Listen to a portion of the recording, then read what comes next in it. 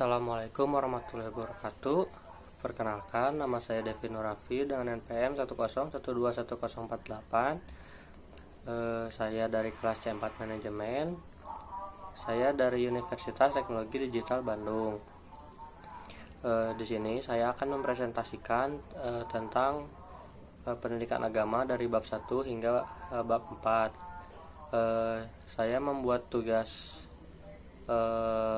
presentasi ini untuk memenuhi tugas evaluasi tengah semester mata kuliah pendidikan agama Islam.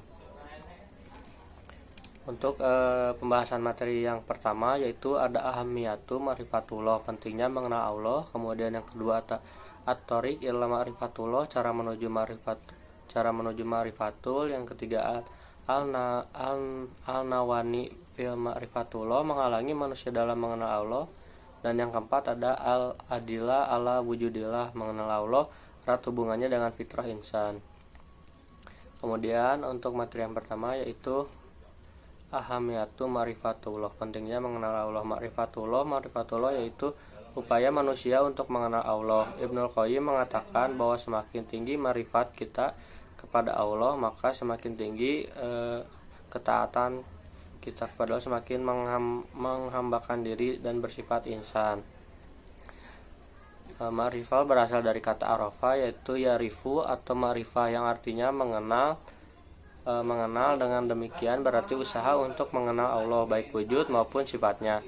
Manusia sangat berkepentingan untuk mengetahui siapa pembuatnya dan mencari-cari siapa Tuhannya.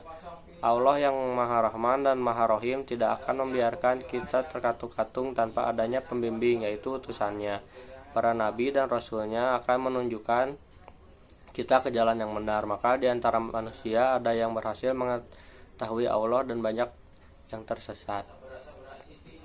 Kemudian ada urgensi mengenal Allah Ta'ala. Pertama, karena Allah maudu pembahasan tentang Allah Ta'ala yang sangat agung. Allah Ta'ala adalah Rabbul Alamin. Rob artinya yang punya atau pemilik. Di dalamnya terkandung arti mendidik, yaitu menyampaikan sesuatu kepada keadaan yang sempurna dengan berangsur-angsur. Alamin artinya semesta alam, yakni semua jenis alam, yaitu tumbuh-tumbuhan, alam binatang, alam manusia, alam benda, dan alam makhluk yang bertubuh halus. Yang kedua yaitu pemahaman dan pengetahuan kita tentang Allah harus didukung kuatut dalil yang kuat. Dalil yang dimaksud yaitu yang pertama ada dalil nakli, yang tertulis dalam kitab. Dalil akli, akal dan logika akan semakin terbukti dan kebenarannya dengan dalil akli. Yang ketiga ada dalil fitrah, naluri, sunatullah. Kemudian poin yang ketiga ada karena ma'rifatullah, mengetahui, mengenal, dan mempelajari tentang Allah Ta'ala akan menumbuhkan as-samir, buah hasil atau pengaruh di dalam jiwa, yakni meningkatkan iman dan takwa. Keimanan dan ketakwaan itulah yang menjadi jalan bagi manusia untuk mendapatkan berbagai karunia di dunia. Yang pertama ada at-tumanina, ketenangan. Dua al-amnu, rasa aman. Yang ketiga al-huriyah, kemerdekaan. Yang keempat ada al-barakat, keberkahan. Yang kelima ada al-hayatut thayyiban, kehidupan yang baik. Kemudian dari al-hayatut thayyiban itu ada dua, yaitu dukhulul jannah, dimasukkan ke dalam surga, dan mardatilah, keriduan Allah Ta'ala. Ayat-ayat kauliyah dan kauniyah. Ayat kauniyah adalah ayat-ayat yang tentang difirmankan oleh Allah Subhanahu wa Ta'ala di dalam Al-Qur'an. Ayat-ayat ini boleh menyentuh berbagai aspek termasuk jalan-jalan kepada ma'rifatullah. Kemudian yang kedua ada ayat-ayat kauniyah, adalah ayat-ayat atau tanda yang wujud di sekeliling yang diciptakan oleh Allah Ta'ala. Ayat-ayat ini adalah dalam bentuk benda, kejadian, peristiwa, dan sebagainya yang ada di dalam alam ini. Kemudian metode Islam dengan nakli dan akal. Yang pertama itu menghasilkan iman. Metode pengenalan kepada Allah yang dibawa oleh Islam ini cukup efektif secara berurutan sehingga akhirnya menghasilkan keimanan sejati kepada Allah Subhanahu wa Ta'ala. Kemudian ada metode selain Islam. Metode selain Islam itu pemikiran berkenaan teologi dan keutuhan banyak juga dibawa oleh pemikir-pemikir dari serata dunia, tetapi tidak berlandaskan kepada metode yang sebenarnya. eh, pastinya metode caca merba ini tidak akan sampai kepada natijah yang sebenar karena bayang-bayang khayalan tetap menghantui pemikiran mereka. Ada Tuhan angin, Tuhan api, Tuhan air yang berasingan dengan rupa-rupa yang berbeda seperti yang digambarkan oleh Hindu, Buddha, dan seumpamanya. Kemudian masuk ke materi yang kedua, yaitu al-nawani fil ma'rifatullah, menghalangi manusia dalam mengenal Allah.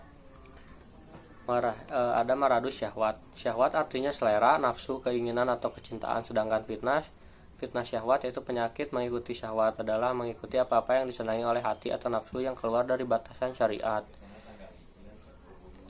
Kemudian syahwat fitnah ini sesungguhnya juga telah menimpa orang-orang zaman dahulu yang telah membinasakan mereka. Yang termasuk dengan fitnah syahwat yaitu adalah fitnah wanita, fitnah anak, dan fitnah syahwat. Sifat-sifat yang berasal dari penyakit syahwat. Yang pertama ada al-fiksu, kefasikan. Kemudian yang kedua ada al-kibru, kesombongan, yang dimana sikap dimana hati seorang ingkar. Kemudian kasratul ma'asyi, yang banyak melakukan maksiat. Adzumul, yaitu kezoliman. Al-kizu, kedustaan, sikap bohong dan pengingkaran terhadap ayat-ayat Allah. Kemudian ada kasratul ma'asyi. Kasratul ma'asyi ini maradus syuhbat. Syuhbat artinya samar, kabur, atau tidak jelas. Penyakit syuhbat yang menimpa hati seseorang akan merusakkan ilmu dan keyakinan sehingga terjadilah perkara ma'ruf menjadi samar dengan kemungkaran sifat yang berasal dari penyakit syubhat. Yang pertama ada al-jahlu, mereka tidak mau menggunakan potensi diri mereka.